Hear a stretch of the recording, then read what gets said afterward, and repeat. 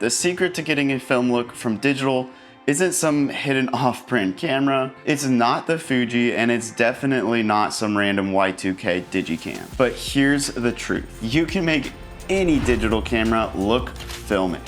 You just need to know how to shoot it right. That said, I do have a favorite digital point and shoot I've used for over 7 years now, and I'll show you that at the end of this video. But for now, let's work with what you've already got. Tip number 1 is shoot your digital camera like it's a film camera. One of the best ways to do this is use vintage lenses. You can find them at thrift stores or on eBay, or even in your grandparents' attic. Vintage lenses give your photos unique color and a soft and perfect look that modern lenses just don't have. They are typically manual focus and the aperture is on the lens, so you'll need to slow down and intentionally frame each shot, just like shooting a film photo. You will need an adapter mount according to what camera you're using. If you don't want to go thrifting, you can also check out Amazon for manual prime lenses. There are a ton of affordable options, and sometimes they're my favorite lens to shoot with. And bonus tip, switch your camera to single shot mode.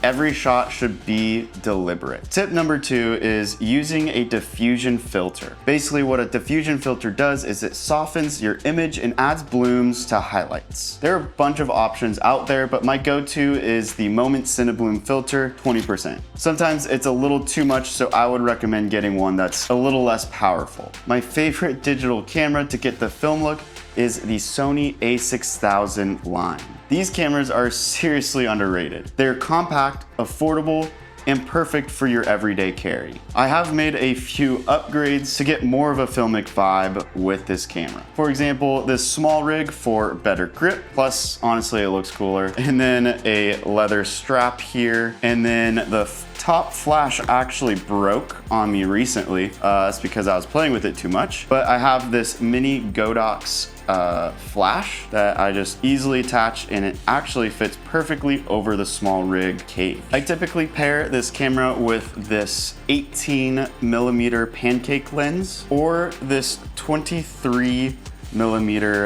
manual lens here, and on a crop sensor that essentially gives me about 28mm and a 35mm focal length, which are my favorite focal lengths. Since these lenses are manual, they naturally slow me down to shoot like it's a film camera. I don't always have a diffusion filter on this setup, as these lenses are already pretty soft. I'll even sometimes take the kit lens out to have more flexibility with the focal length. The a6000 series just nails the look and won't break the bank. Shooting is just half of the equation. If you really want the film look, editing is where the magic happens. So make sure that you subscribe, because I've got a full breakdown coming soon to show you on how to emulate film through editing. And no, it's not another preset. But if you're looking to shoot actual film on a budget, watch this next video.